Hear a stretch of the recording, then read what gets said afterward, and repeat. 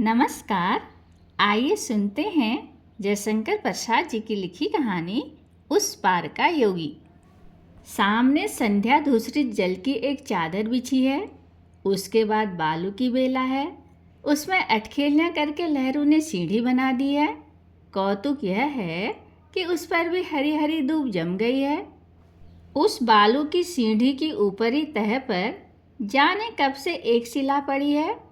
कई वर्षाओं ने उसे अपने पेट में पचाना चाहा, पर वह कठोर शिला गल न सकी, फिर भी निकल ही आती थी। नंदलाल उसे अपने शैशव से ही देखता था। छोटी सी नदी जो उसके गांव से सटकर बहती थी, उसी के किनारे वह अपनी सितारी लेकर पश्चिम की धूसर आभा में नित्य जाकर बैठ जाता। जिस रात को चांदनी निकल आती, उसमें देर तक और अंधेरी रात के परदोस में जब तक अंधकार नहीं हो जाता था, बैठकर सितारी बजाता अपनी टपरी में चला जाता था। नंदलाल अंधेरे में डरता न था, किंतु चंद्रिका में देर तक किसी अस्पष्ट छाया को देख सकता था। इसलिए आज भी उस शिला पर वह मूर्ति बैठी है। गैरिक वसन की आभा सांध्य सूर्य से रंजित नभ से होड़ कर रही है। दो चार लटें इधर उधर मांसल अंश पर वन के साथ खेल रही हैं। नदी के किनारे प्राय पवन का बसेरा रहता है। इसी से यह सुविधा है। जब से शैशव सहचरी नलिनी से नंदलाल का वियोग हुआ है, वह अपनी सितारी से ही मन बहलाता है, सो भी एकांत में, क्योंकि नलिनी से ही वह किसी के सामने मिलने पर सुख नहीं पाता था। किंतु हाय रे सुख! उत्तेजना में आनंद को अनुभव करने के लिए एक साक्षी भी चाहिए। बिना किसी दूसरे को अपना सुख दिखाए हृदय भली भांति से गरु का अनुभव नहीं कर पाता। चंद्र किरण, नदी तरंग, मलय हिल्लोल, कुसुम सुरभि और रसाल वृक्ष के साथ ही नंदलाल को यह भी विश्वास था कि उस पार का योगी भी कभी कभी उस सितारे की बीड़ से मरोड़ खाता है। लटें उसके कपोल पर ताल देने लगती हैं।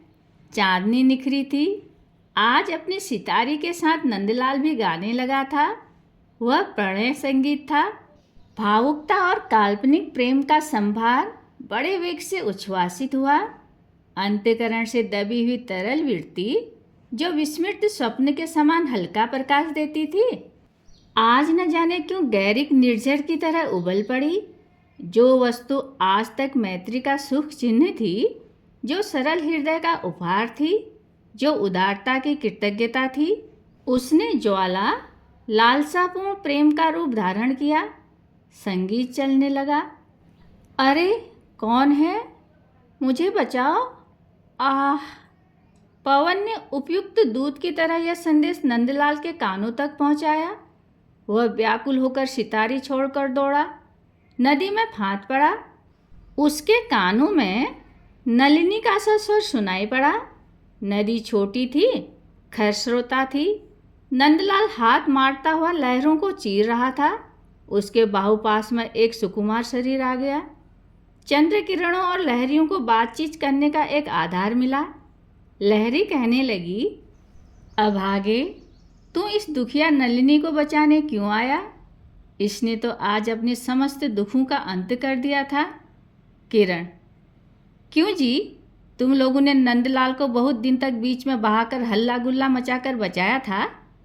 लहरी, और तुम ही तो प्रकाश डालकर उसे सचेत करती रही हो। किरण, आज तक उस बेचारे को अंधेरे में रखा था। केवल आलोक की कल्पना करके वह अपने आलेख्य पट को उद्भासित कर लेता था। उस पार का योगी सुदूरवर्ती परदेसी की रम्य स्मृति की शांत तपोवन का दृश्य था।